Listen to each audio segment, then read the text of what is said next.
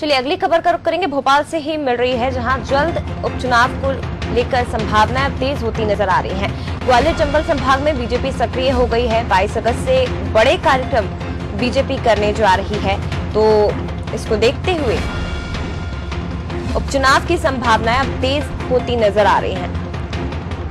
वहीं केंद्रीय नेतृत्व का मानना है बिहार चुनाव से पहले ही मध्य प्रदेश के साथ बाकी राज्यों के उपचुनाव भी हो जाएं, जिसका जो फायदा है वो बिहार चुनाव में बीजेपी को मिल सकता है। तो केंद्रीय नेतृत्व ये चाहता है कि बिहार में जो चुनाव होना है, विधानसभा चुनाव, उससे पहले तमाम राज्यों के जहां उपचुनाव होने वो जल्दी हो जाएं, जिसका नतीजा और इसके जब नतीजे होंगे तो उसका फायदा बिहार चुनाव में बीजेपी को मिलेगा।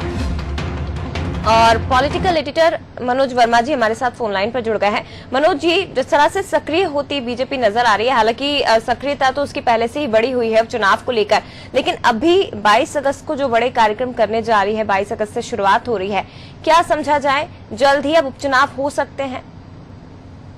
देखिए, हमने अपने दर्शकों को पहले ही बताया था जया, पिछले दिनों ही चुनाव आयोग ने जो संकेत दिए थे उसके मुताबिक ये तो लगभग तय है कि वो तय समय पर चुनाव कराने के मूड में है। हालांकि सितंबर में प्रस्तावित है मध्य प्रदेश में चुनाव, क्योंकि जिस तारीखों में इस्तीफे हुए हैं उसके 6 महीने के अंदर चुनाव कराना होते हैं। तो 20 मार्च को इस्तीफे मंजूर हो तो 19 मार्च की रात को, तो इस हिसाब से सितम्बर में चुनाव हो जाना चाहिए।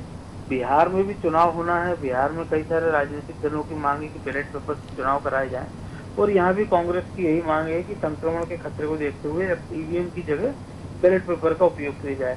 तो चुनाव आयोग इन सब मांगों पर ध्यान रखते हुए, मंजूरी देखते हुए कर रहे, तैयारियां शुरू कर दी चुनाव आयोग ने, क्योंकि कोरोना वैक्सीन अभी तक आई नहीं है।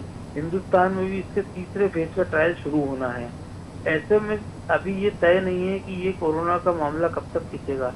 तो चुनाव आयोग अपनी तरफ से कोई कोताही बरतना नहीं चाहता है। राजनीतिक दल भी इसके लिए पूरी तरह से तैयार है। हमने देखा कि बीजेपी ने पहले वर्चुअल रैलियों की शुरुआत करीब 1-1.5 महीना पहले शुरू कर दी थी। इसके बाद मुख्यमंत्री शिवराज सिंह चौहान, ज्योतिरादित्य सिंधिया ने तूफानी दौरे किए थे। इसके पिछले दिनों ही जो सिंधिया मालवा के दौरे पर थे, अब 3 दिन ग्वालियर चंबल अंचल को वो देने जा रहे हैं अपने गृह क्षेत्र में।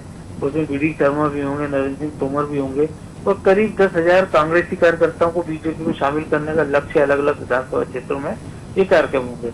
और इन सबको देखते हुए फिर बीजेपी के सारे नेता ज्योतिरादित्य सिंधिया 25 तारीख से संभावना है जिसकी कि वो विधानसभा क्षेत्रों में तो दौरे शुरू कर देंगे। तो ये मान सकते हैं कि बीजेपी ने अपनी तरफ से तैयारियां तेज कर दी हैं। कांग्रेस भी थोड़ी बहुत तैयारियों में पिछड़ी नजर है, लेकिन उन्होंने शुरुआत की है। युवा संवाद किया कमलनाथ ने, युवाओं को, वोटरों को ध्यान में रखते हुए। उसके पहले 14 तारीख को उन्होंने जनता को संबोधित किया था। रामकृष्ण की पूजन उनके घर पर हुई है साफ टिंडिस को देखते हुए। तो पॉलिटिकल पार्टियों ने अपनी तैयारियां तो तेज कर दी है।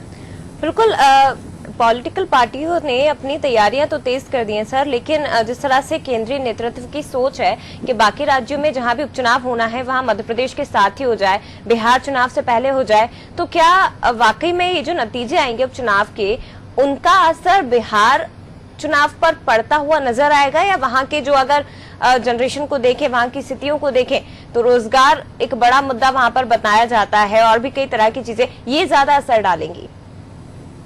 देखिए, हर राज्य की जो है परिस्थिति अलग है, लेकिन फिर भी कई बार होता है कि जब आपको पड़ोसी राज्यों के जब नतीजे आते हैं तो जिस पार्टी को जीत मिलती है तो उसमें उत्साह का माहौल बनता है। उसको लगता है कि वोटर उसके पक्ष में है, तो दूसरी जगह भी वो उनके पक्ष में ला सकती है।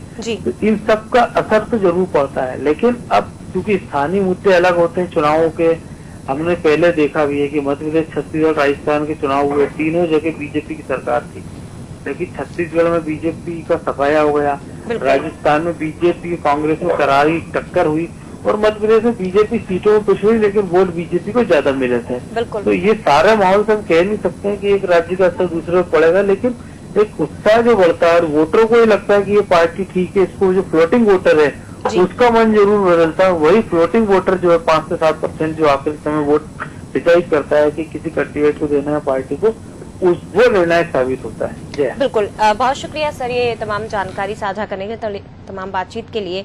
तो ग्वालियर चंबल संभाग में बीजेपी अब सक्रिय होती नजर आ रही है, क्योंकि आपको बता दें कि उपचुनाव की सबसे ज्यादा सीटें ग्वालियर चंबल संभाग में ही है, और इसलिए बीजेपी इस क्षेत्र में संभाग में ज्यादा फोकस कर रही है।